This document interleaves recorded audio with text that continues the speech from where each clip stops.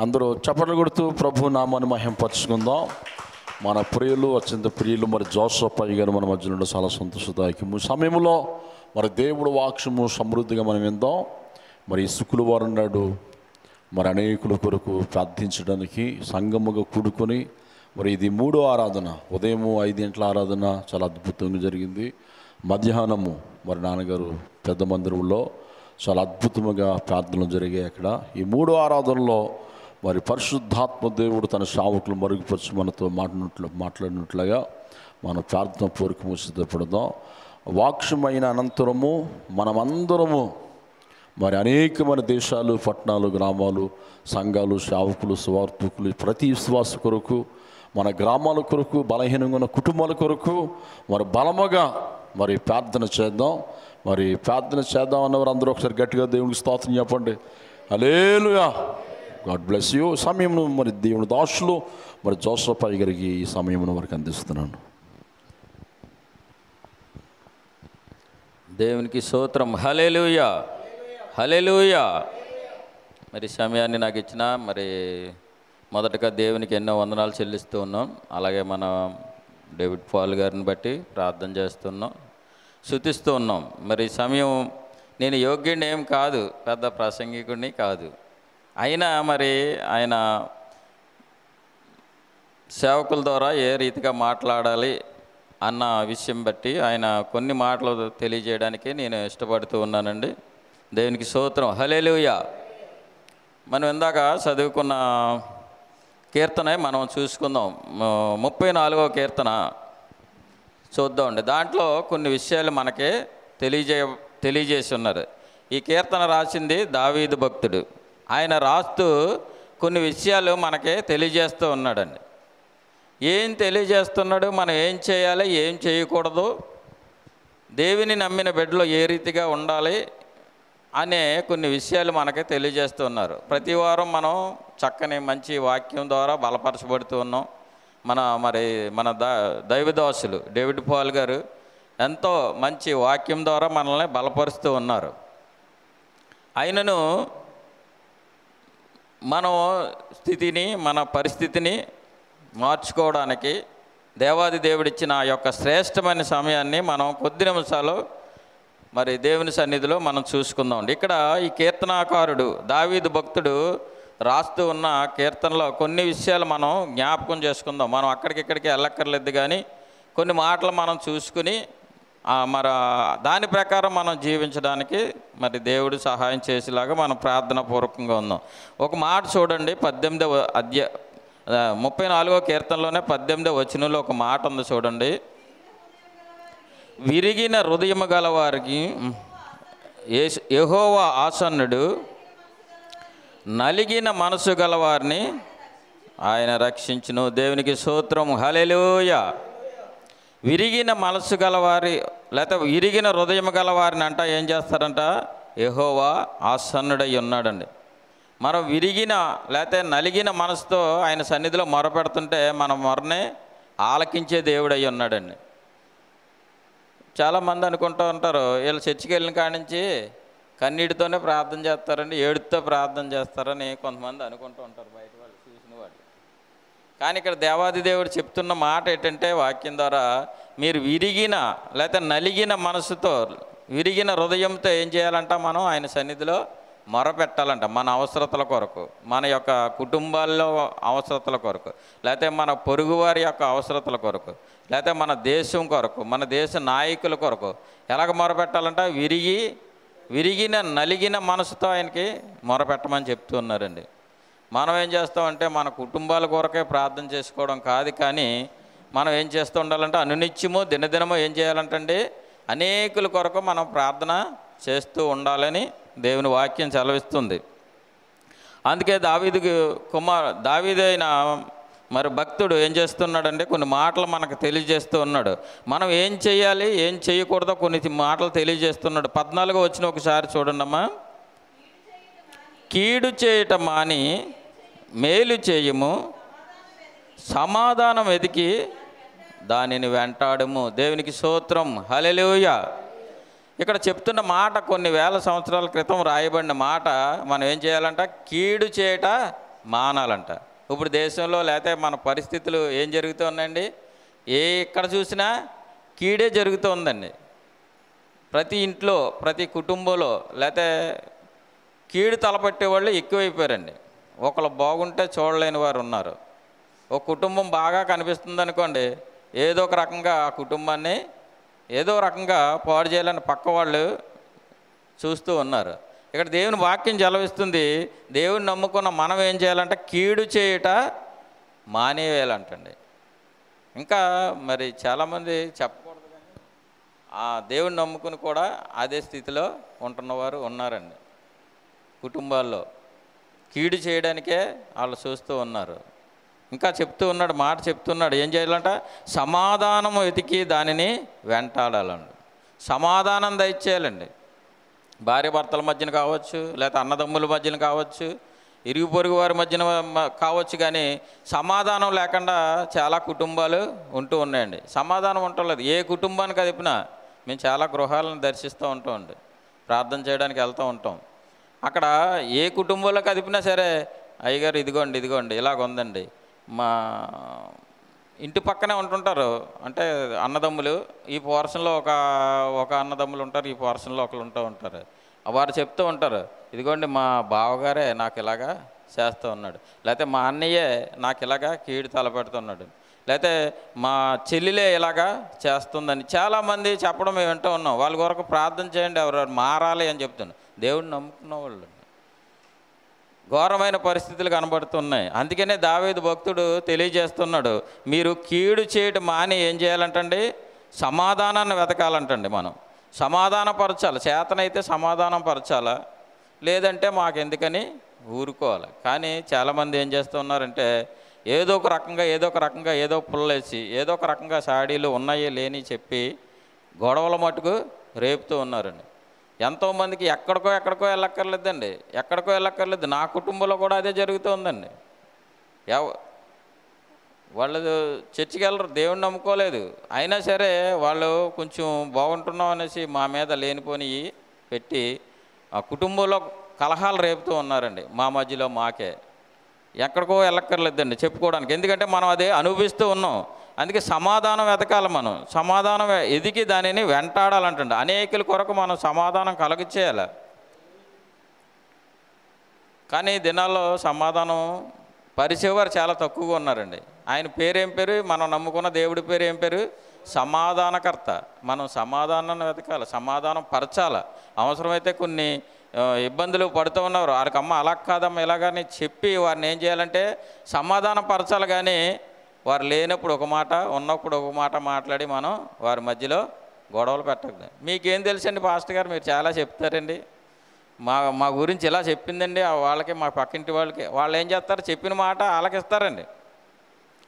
మళ్ళీ ఏం చేస్తారు? తిరిగి మళ్ళీ మనం వచ్చినప్పుడు మనకే నీ గురించి ఇలా చెప్పిందనేసి మనకు చెప్తూ ఉంటారు. మనం ఏం చేస్తూ ఉంటాం? ఉడికిపోతూ ఉంటాం. అంటే మనకులో కోపం వచ్చేస్తూ ఉంటుంది. నా గురించి ఎలా చెప్పిందని మనం ఇంకోటి చెప్తూ ఉంటాం వాళ్ళ గురించి. కుటుంబంలో ఉన్న సమస్యలు తెలిసేవాడు కదండి, ఒకరి గురించి ఒకరికి తెలుస్తుంది, ఒకరి లోటుపాట్లు ఒకరికి తెలుస్తాయి, మనం చెప్తుంటాం. కానీ దేవుణ్ణి నమ్ముకున్న మనం ఏం చేయాలంటండి? ఒకవేళ వాళ్ళు చెప్పిందనుకో, సరే అమ్మా చూద్దాం అనేసి మనం ప్రార్థన చేయవలసిన వారిగా ఉండాలి. ప్రార్థన చేస్తే దేవుడు ఏం చేస్తాడంట? సమాధానాన్ని ఇచ్చే దేవుడు, సమాధానకర్త అయినా, సమాధానకు అధిపతి అయినా సమాధానాన్ని ఇచ్చే దేవుడు. ఇంకోటి చూడండి, 14వ వచనంలో మనం చూసుకున్నాం కదా, 13వ వచనం కూడా ఒకసారి చూద్దాం. చెడ్డ మాటలు పలకకుండా నీ నాలుకను, కపటమైన మాటలు పలకకుండా నీ పెదవులను కాసుకొనుము. దేవునికి స్తోత్రం, హల్లెలూయా. చెడ్డ మాటలు పలకకుండా ఏం చేయాలంటే మనం మన నాలుకని కాసుకోవాల్సిన వారు అయి ఉన్నాం. ఈ నాలుకే అండి మన పాపానికి మూల కారణం ఎవరంటే మన నాలుకే. పాపం చేయాలంటే చేతులతో చేయక్కర్లేదు, లేకపోతే ఎవరినో కొట్టక్కర్లేదు, ఎవరినో తిట్టక్కర్లేదు, కానీ నాలుకే ఏం చేస్తూ ఉన్నదంటండి? పాపంలో పడవేస్తూ ఉన్నది. మన నాలుకని జాగ్రత్తగా కాసుకోవాలంటండి. మన నాలుకని జాగ్రత్తగా కాసుకోలేకపోతే గొడవలు ఎక్కువ అవుతూ ఉంటాయి, గొడవలు తక్కువండి. ఈ దినాల్లో సంఘాల్లో కూడా ఎక్కువ గొడవల కారణం ఏంటండి? నాలుక సరిగ్గా లేకపోవడంలో. అనేక విశ్వాసులు ఒకరి గురించి ఒకరికి మాకు ఒక ఇబ్బందికరమైన పరిస్థితి కలిగిందండి. ఇబ్బందికరమైన పరిస్థితి కలిగితే అంటే మనకు చెప్పకూడదు కానీ తెలుసుకోవడం మంచిదని చెప్తూ ఉన్నాను. ఆ పరిస్థితి మనం ఎవరి దగ్గర చెప్పుకుంటూ ఉంటాం అంటే దైవజనులు ఆయన దగ్గర దేవునితో సమానం, దేవుని తర్వాత దేవుడు అని ఆయనకి చెప్పుకుంటూ ఉంటాం. అలా చెప్పుకున్నప్పుడు ఆయన ఏం చేస్తారంటే ప్రార్థనలో పెట్టి మన కొరకు విజ్ఞాపన విన్నపాలు దేవునికి తెలియజేస్తూ ఉంటారు. ఈ భయంకరమైన పరిస్థితిలో నా కుమారుడు ఉన్నాడు, ఈ భయంకరమైన పరిస్థితిలో నా కుమార్తె ఉంది అని నిత్యము ఏం చేస్తుంటారు దైవజనులు సేవకులు మన కొరకు ప్రార్థన చేస్తూ ఉంటారు. ఈ ప్రార్థన చేస్తున్నప్పుడు ఎవరో ఒక అమ్మ చూస్తూ ఉంటారు, పక్కన ఉంటుంటారు కదా, ఆలకిస్తూ ఉంటారు. ఆ ప్రార్థన ఆలకించిన తర్వాత వారు ఏం చేస్తారంటే పక్కకి వెళ్ళి మళ్ళీ ఇంకొకరితో ఆవిడ ఇలాగంట పాస్టర్ గారు ప్రార్థన చేస్తుంటే ఆలకించండి ఇలాగంట అని చెప్తూ ఉంటారు. వారి గురించి వారికి అలా కావాలి. ఒకరి గురించి ఒకరు చెప్పుకుని ఏమవుతుంటుందంటే పెద్ద గొడవ అవుతూ ఉంటుంది. వీళ్ళు ఏం చేస్తారంటే నేను పడ్డాను అలాగా, అయ్యగారు మీకు ఈ విషయం చెప్పాను కదా, మీరెందుకండి ఒకరికొకరు చెప్పారండి. ఆ నోట మళ్ళీ నాకే ఆ మాట వచ్చిందండి. అప్పుడు ఏమవుతుందండి, మనకి ఎవరి మీద కోపం వస్తుంది? దైవజనుల మీద కోపం వస్తూ ఉంటుంది. నేను చెప్పాను కదా, ఆయన ఏం చేశారు, అందరికీ చెప్పారేమో అని మనం అనుకుంటూ ఉంటాం. ఆయన ప్రార్థన చేస్తూ ఉంటారు, ఆ పలానా వ్యక్తి గురించి ఇలాగ ఉంది, ఈ స్థితిలో ఉన్నారు, వాళ్ళ గురించి ప్రార్థన చేయనప్పుడు మనం ఆలకించి ఏం చేయాలంటే వాళ్ళు కూడా మొరపెట్టాలి, లేకపోతే వాళ్ళు కూడా పాస్టర్ గారితో ఏకీపించి అక్కడితో వారు వదిలేలా. అవసరమైతే మన గృహాల్లో మనం ప్రార్థన చేయాలి. ప్రార్థన చేయకుండా ఏం చేస్తూ ఉంటామంటే వాళ్ళ గురించి ఇంకొకరికి వేరేగా చెప్తుంటాం. అందుకనే చెప్తున్నాడు, మీ నాలుకను ఏం చేయాలంట, కాసుకోవాలంటండి. ఇది ఎప్పుడు చెప్పిన మాట అండి, ఇది ఇప్పుడు చెప్పిన మాట కాదు. ఇప్పుడు పరిస్థితులన్నీ అలాగే ఉన్నాయి. కొన్ని వేల సంవత్సరాల క్రితమే రాసిన మాట చూడండి. చెడ్డ మాటలు పలకకుండా నీ నాలుకను, కపటమైన మాటలు పలకకుండా నీ పెదవులను కాసుకోమను. కపటమైన మాటలు మనం పలకకూడదండి. లోపల ఒకటి పెట్టుకుని పైకోటి మాట్లాడకూడదు. దేవుని బిడ్డలుగా ఏదన్నా ఉంటే మనకు చేతనైతే ఇక్కడ ఇంకో మాట తెలియజేస్తున్నారు ఈ వాక్యంలో. ఇంకో మాట చెప్తున్నట్టు చూడండి, కీడు చేయటం మాని ఏం చేయమంటున్నారు, మేలు చేయండి అన్నాడు.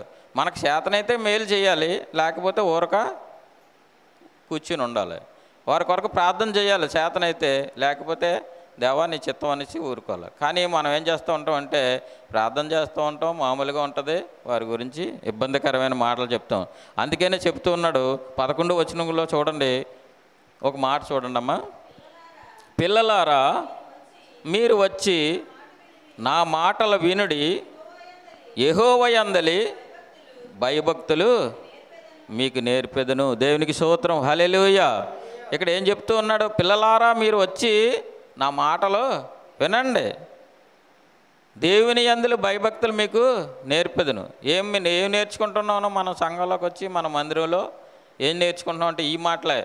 ఇప్పుడు దాకా ఏం నేర్చుకున్నామండి, చెడుతనం, అది మన నాలుకని జాగ్రత్తగా కాసుకోవాలి, కీడు చేయటం మానాలి. ఇవన్నీ ఎందుకు చెప్తూ ఉన్నాం అంటే పిల్లలారా మీరు వచ్చి నా దగ్గర నేర్చుకోండి. ఇవన్నీని మనం ఏ రీతిగా మనం జీవించాలో, ఏ రీతిగా ప్రవర్తించాలో, దేవుని నమ్ముకుని ఏ రీతిగా మనం ఉండాలో అని ఇక్కడ మనకు తెలియజేస్తూ ఉన్నాడండి. మరి మంచి మాటలు ఈయన దావీదు భక్తుడు రాజు అయినప్పటికీ కూడా చక్కని మాటలు మనకు తెలియజేస్తున్నారు. పిల్లలారా మీరు వచ్చి నా మాట వినుడండి, యెహోవా యందలి భయభక్తులు మీకు నేర్పించేదను. మీరు బ్రతకగోరువారు ఎవడైనా ఉన్నాడా, 12వ వచనంలో చెప్తూ ఉన్నాడు. బ్రతకగోరువాడు ఎవడైనా ఉన్నాడా, మేలు నొందుచు అనేక దినములు బ్రతకగోరువారు ఎవరన్నా ఉన్నారా? మనం బ్రతకాలి అంటే ఏం చేయాలంటండి, కీడు చేయట మానాలి, సమాధాన పరచాలి, అనేకుల్ని సమాధాన పరచాలి. మనం కీడునే చేస్తూ ఉంటాం. మనం బతకాలంటే ఏం చేయాలంటండి, మేలునే అనుసరించాలి, మేలైన దానినే మనం చేత పట్టుకోవాలి, కీడుని ఏమాత్రము చేయకూడదు. అనేక దినాలు బతకగోరువాడు ఎవడైనా ఉన్నాడా అని దేవుడు అడుగుతున్నాడు. మీరు బతకాలి అనుకుంటే మీరు ఏం చేయాలి, చెడ్డ మాటలు పలకకూడదు, కపటమైన మాటలు పలకకూడదు, మీ నాలుకని ఎలా ఉంచుకోవాలా, జాగ్రత్తగా ఉంచుకోవాలా, మీరు సమాధానపరచాలా అనేకుల గురించి అని చెప్తూ ఉన్నాడు. మనం బ్రతకాలి అంటే, అనేక దినాల బ్రతకాలి అంటే, నిత్యము జీవించాలంటే ఏం చేయాలంట, మనం ఈ రీతిగా జీవించుకోవాలనేసి దావీదు భక్తుడు మనకు తెలియదు. పిల్లలారా మీరు నా యొద్ద నేర్చుకోండి అని చెప్తూ ఉన్నాడు. మనం ప్రతి దిక్కున మనకు ఎక్కువ అవసరం ఏంటంటే ఆశీర్వాదమనే మనం కోరుకుంటాం. ఎవరో కీడుని ఎవరో కోరుకోరండి. కీడు రావాలని, నాకు శ్రమ రావాలని ఎవరో కోరుకోరు. కానీ ఇక్కడ దేవుని వాక్యం సెలవిస్తుంది, మనం ఏం చేయాలో, ఏ రీతిగా ఉండాలో, ఆశీర్వాదింపబడాలంటే, మనం నిత్యము సుఖ సంతోషంతో జీవించాలి అంటే ఏ రీతిగా మనం మనుషులలో, ఏ రీతిగా మనం జీవించాలో, ఏ రీతిగా మనం ప్రవర్తించాలో మనకి తెలియజేస్తూ ఉన్నాడండి. అందుకని ఇక్కడ చూస్తున్నాడు, ఇక్కడ మాట చెప్తున్నాడు. 8వ వచనంలో కూడా ఒక మాట ఉంది చూడండి. యెహోవా ఉత్తముడని రుచి చూసి తెలుసుకొనడి, ఆయనను ఆశ్రయించిన నరుడు ధన్యుడు. దేవునికి స్తోత్రం, హల్లెలూయా. యెహోవాని ఏం చేయాలి? దేవాది దేవుడిని ఏం చేయాలంట? రుచి చూసి తెలుసుకోవాలంటండి. రుచి ఎలా చూస్తామండి మనం? కూర అయితే రుచి చూస్తాం, ఉప్పు ఎక్కువైందా తక్కువైందా, లేకపోతే ఏదన్నా పదార్థాలు, పిండి పదార్థాలు కానీ ఇంకా లేకపోతే ఏమన్నా కావచ్చు, రుచి చూస్తాం. యెహోవాని ఎలాగ రుచి చూడాలి అంటే దేవుని వాక్యం ద్వారా మనం రుచి చూడాలి. దేవునికి స్తోత్రం, హల్లెలూయా. దైవజనులు చెప్తున్న మాటలు, దేవుని సేవకులు చెప్తున్న మాటలు మనం వినినప్పుడు మన హృదయాల్లో వాటిని భద్రపరుచుకున్నప్పుడు అది మనకి రుచి తెలుస్తుందండి. ఆయన ఎలాంటి వాడు, ఆయన గుణాలు ఎలాంటివి, ఆయన ఏ రీతిగా మనల్ని బాగు చేయగలడో అని మనం తెలుసుకోగలుగుతాం. అదే ఆయన్ని రుచి చూడడం అంటే అదే. ఆయన తినమని దేవుని వాక్యం కాదు, కానీ ఆయన రుచి చూడడం అంటే ఆయన మాటలు మనకు తెలుసుకుని ఆయన ఏం చేయాలంటండి? తెలుసుకుని ఆయన ఆశ్రయించాలంటండి. రెండోది ఏం చేయాలంటండి? ఆయన ఆశ్రయించేవాడు నరుడు ధన్యుడు. మనం ధన్యులుగా ఉండాలంటే ఆయన్ని ఆశ్రయించాలి, ఆయన రుచి చూసి తెలుసుకోవాలి. ఈ యొక్క దావీదు గారు చెప్తున్న మాటలు ఏంటంటే, యెహోవా ఉత్తముడని, మనం ఆయన మంచివాడు అని రుచి చూసుకోవాలి. మన గురించి ఎవరన్నా మంచి సాక్ష్యం చెప్తున్నారనుకో మనకంత ఎలాగ ఉంటుందండి? చెడ్డ మాటలు చెప్తున్నారనుకో, మన చెడ్డ క్రియలు చెప్తే చెడ్డయే చెప్తారు. మనం మంచి మాటలు చెప్తుంటే మంచి మాటలు చెప్తారండి. కొంతమంది కిట్టన వాళ్ళు ఉంటే మంచి చేసినా కూడా చెడే చెప్తారు. అదే చెప్తున్నాడు, మీరు చెడ్డ మాటలు పలకకుండా నాలుకని జాగ్రత్తగా చూసుకోండి, సమాధానపరచమని చెప్తూ ఉన్నాడండి. ఇంకా కొన్ని మాటలు మనం చూద్దాం. నాకు ఇచ్చిన సమయాన్ని బట్టి కొన్ని మాటలు చూసుకుందామండి. ఇక చూడండి, 6వ వచనంలో కూడా చూడండి. ఈ దీనుడు మొర్ర పెట్టగా యెహోవా ఆలకించును, అతని శ్రమలన్నిటిలో నుండి అతనిని రక్షించును. దేవునికి స్తోత్రం, హల్లెలూయా. ఈ దీనుడు, లేకపోతే మన దీనత్వంతో ఉన్నాం, మనకున్న శ్రమలను బట్టి, మనకున్న వ్యాధులను బట్టి, మనకున్న అనేక భయంకరమైన పరిస్థితులను బట్టి మనం ఆయన సన్నిధిలో మొరపెట్టినప్పుడు అంటే ఏం చేస్తూ ఉన్నాడండి? ఆయన ఆలకించు ఉన్నాడు. దేవునికి స్తోత్రం, హల్లెలూయా. మనం మొరపెట్టినప్పుడు ఆయన వినడేమో అనుకుంటాం. చాలామంది మనం ఒకసారి ప్రార్థన చేస్తూ ఉంటాం. చాలామంది కన్నీటితో ప్రార్థన చేస్తూ ఉంటారు, ఇసుకగా ప్రార్థన చేస్తూ ఉంటారు, ఎంతో ఓర్పుతో ప్రార్థన చేస్తుంటారు. అయినా కానీ ఆ కుటుంబంలో ఒకవేళ కార్యం జరగకపోవచ్చు, కానీ ఎంటా లేదేమో అని మనం అనుకుంటాం. దీనుడు అంటే దీనత్వంతో మొరపెట్టాలని. కొంతమంది చాలామంది ప్రార్థన చేస్తుంటే ఒకసారి ఆలకిస్తూ ఉంటాం మేము, అయ్యా నాకు ఈ శ్రమ వచ్చింది, ఉదయానికల్లా తగ్గిపోవాలి తండ్రి అంటూ ఉంటారు. అంటే దేవుడికి బతిమాలుకున్నట్ట, లేకపోతే దేవుడిని ఆజ్ఞాపించినట్టు? అది పొద్దునికల్లా తగ్గిపోవాలా అంటాం. అంటే ఉదయానికల్లా తగ్గిపోవాలంటే ఏంటంటే ఆజ్ఞాపించినట్టు అనమాట. నువ్వేం చేస్తావో నాకు తెలియదు, ఉదయానికల్లా నాకున్న వ్యాధి పోవాలి, లేకపోతే మాకున్న ఇబ్బంది పోవాలి, మాకున్న ఇరుకులు పోవాలి అని ప్రార్థన చేస్తారు. అలా ప్రార్థన చేయకూడదండి, బ్రతిమాలుకోవాలి. యేసయ్యా దేవా నాకు వచ్చిన వ్యాధి ఇది, నన్ను స్వస్థపరిచిన ఆయన, లేకపోతే నా కుటుంబంలో వచ్చిన బాధ ఇది, నాకు విడుదల ఇది తండ్రి అని మనం ఇసుకక నిత్యము ప్రార్థన చేస్తూ ఉండాలండి. కానీ కొంతమంది ప్రార్థన అలా చేస్తూ ఉంటారు. ఎలా చేస్తూ ఉంటారంటే, నాకు ఈ వచ్చేసింది, ఇలాగొచ్చింది, ఈ బాధ వచ్చింది, వెంటనే పోవాలి, లేకపోతే నా పక్కవారు నన్ను తిట్టారు, ఉదయానికల్లా అయినా ఆయనకి ఏదోటి వచ్చేయాల, ఇలాగ ప్రార్థన చేస్తుంటే దేవుడు ఆలకిస్తాడంటే అలాంటి ప్రార్థన దేవుడు ఆలకించడండి. దీనుడు మొరపెట్టక అంటే దీనత్వంతో మొరపెట్టాలి. మనం దీనత్వంతో మొరపెట్టినప్పుడు దేవుడు తప్పకుండా ఆయన ఏం చేస్తాడంట? మన శ్రమలన్నిటిలో నుండి ఆయన ఇడిపిస్తాడంట, రక్షిస్తాడు, అతను రక్షించేదని అంటున్నాడు. యెహోవా యందు భయభక్తులు గలవారు చుట్టూ ఏం చేస్తాడంటండి? ఆయన దేవదూతల కాపుదల ఇస్తాడంటండి. ఆయన దూతలు మన చుట్టూ ఏం చేస్తాయంటే మనకు రక్షణగా ఉంటాయంటండి. మనం దీనత్వంతో ప్రార్థన చేసినప్పుడు మనకి ఒక్కోసారి మన ప్రవర్తన ఎలాగ ఉంటుందంటే దేవునికి చాలా ఇబ్బందిగా ఉంటుందంటండి. అందుకని దేవుని వాక్యం సెలవిస్తుంది, నరుని భూమి మీద చేయడం వల్ల దేవుడు ఏం చేశాడంట, సంతాపపడ్డాడంటండి. భయంకరమైన దినాల్లో ఉన్నామండి, భయంకరమైన పరిస్థితుల్లో ఉంటున్నాం. ఇటువంటి పరిస్థితులు ఉన్నప్పుడు మనం ఏం చేయాలంటే దీనత్వంతో ప్రార్థన చేయాలండి. దేవుని సన్నిధిలో మనకు అవసరమైన దేని కొరకైతే మొరపెడుతూ ఉన్నామో ప్రతి మొరను ఆలకించే దేవుడు, ప్రతి విజ్ఞాపన ఆలకించే దేవుడు.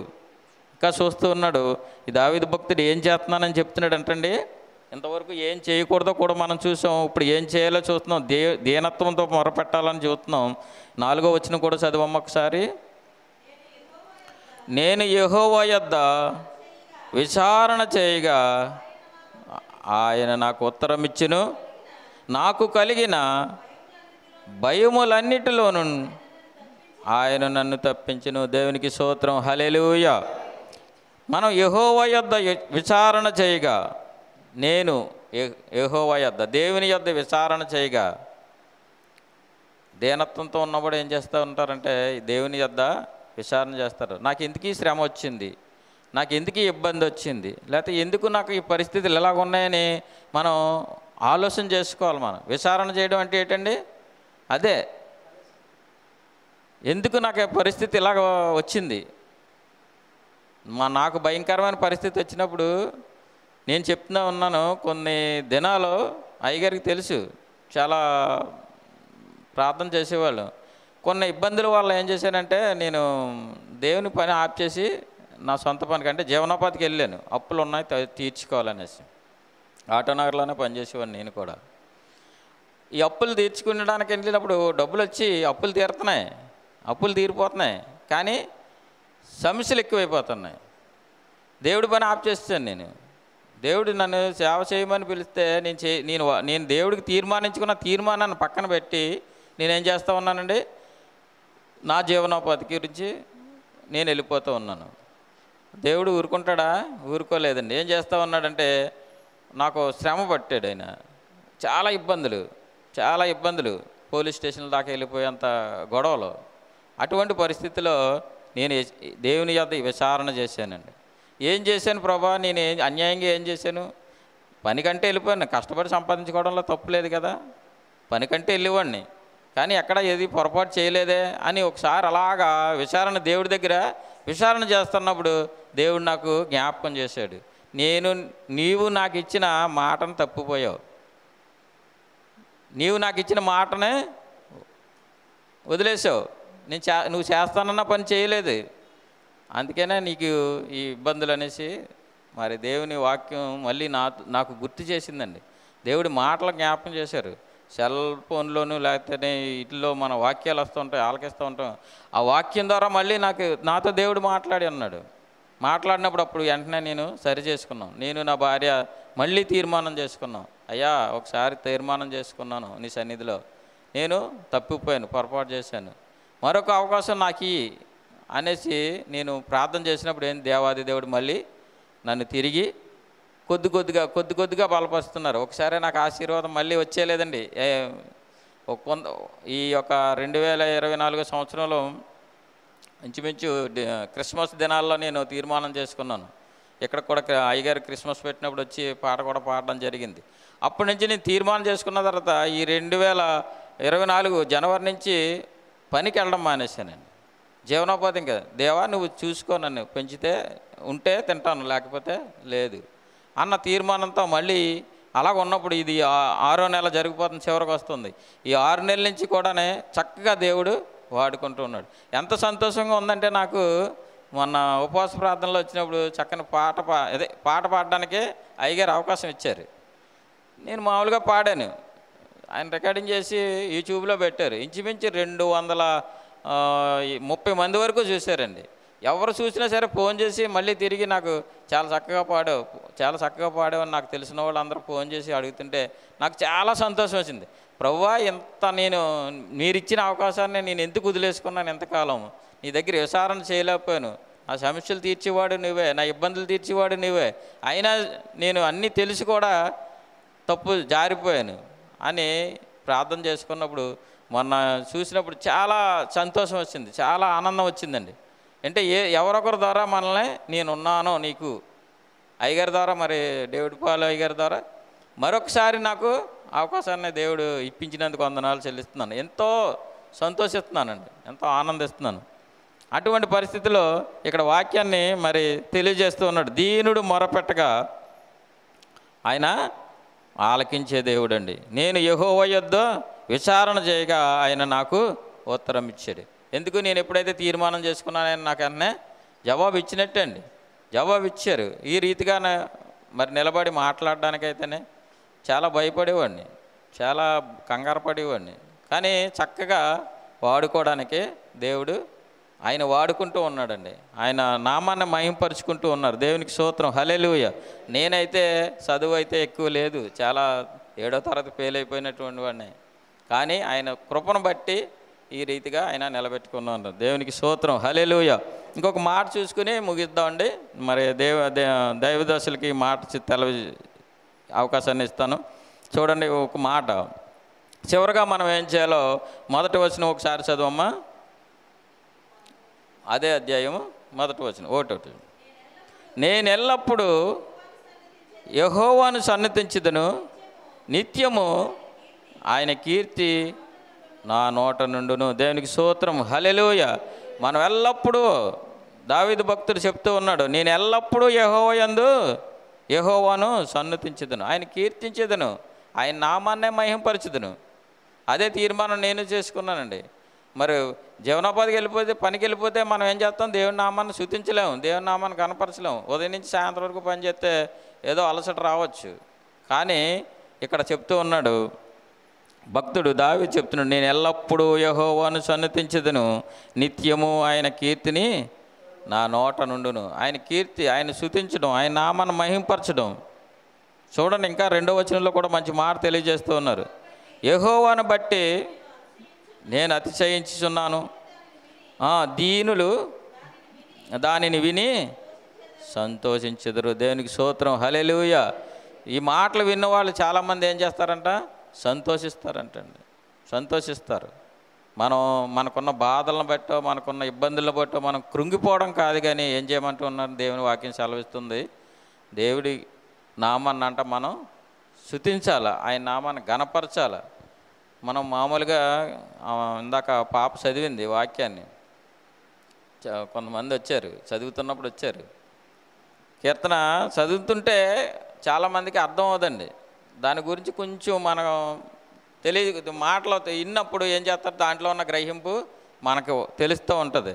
ఇక్కడ కొన్ని మాటలు మనం చూసుకున్నాం, చదివినప్పుడు కంటే మనం వినినప్పుడు కొన్ని మాటలు మనకి అర్థమవుతూ ఉంటాయి.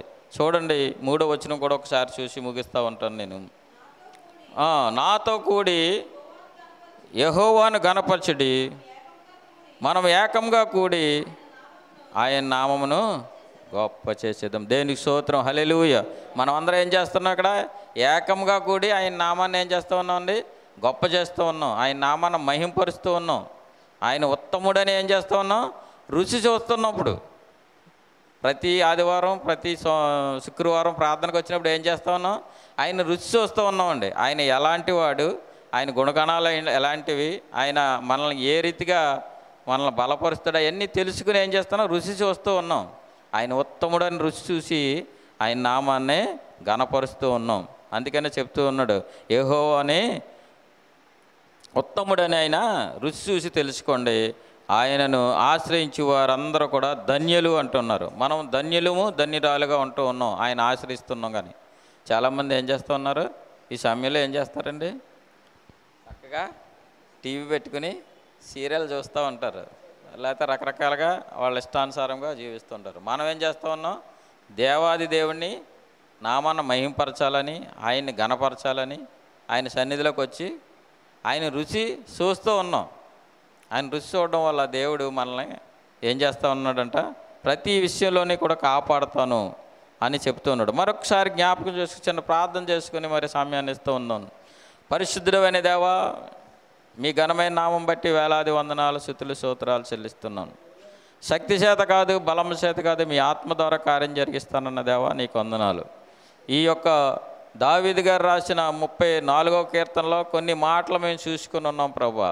అది మేము చదువుకుని వెళ్ళిపోతే మాకు అర్థం కాకపోవచ్చు, కానీ అందులో ఉన్న మేము ఏం చెయ్యాలి, ఏమి చేయకూడదు, ఏం చేస్తే నాయనా మేము ధన్యులం అవుతామో మేము కొన్ని మాటలు తెలియజేసుకున్నాం ప్రభా. ఇదిగో అందుని బట్టి వందనాలు. కూడి వచ్చిన బిడ్డలందరిని బట్టి ప్రార్థన చేస్తున్నాం. దర్శించండి, వారి వారి అవసరతలు బట్టి దీవించండి నాయన. దైవజనులు బట్టి ప్రార్థన చేస్తున్నాం, వారి కుటుంబాన్ని బట్టి ప్రార్థన చేస్తున్నాం నాయన. ఓ గొప్ప కార్యాలు చేసే దేవుడు నాయన, వారు చేస్తున్న పరిచర్యలు దీవించండి. విసుకక అలయక పరుగులు పెడుతూ ఉన్నారు ప్రభా.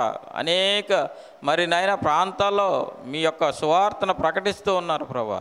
వారిని ఘనముగా వాడుకోండి, ఇంకా బలమైన పాత్రలుగా మీరు ఆశీర్వదించమని అడుగుతూ, నాయన అల్పుణ్ణి అయోగ్యుని ఎందుకు పనికిరానటువంటి నన్ను నిలబెట్టుకుని వాడుకున్న విధానాన్ని బట్టి మరొకసారి వందనాలు చెల్లిస్తూ యేసు నామమున ప్రార్థించి అడిగి వేడుకుంటున్నాం పరమ తండ్రి, ఆమెన్. ఈ సమయం ఇచ్చిన మరి దైవదాసులకి ప్రత్యేకమైన వందనాలు చెల్లిస్తూ ఉన్నాను. మరి కూడి ఉన్న మీకు కూడా ప్రత్యేకమైన వందనాలు చెల్లిస్తాను. దేవునికి మహిమ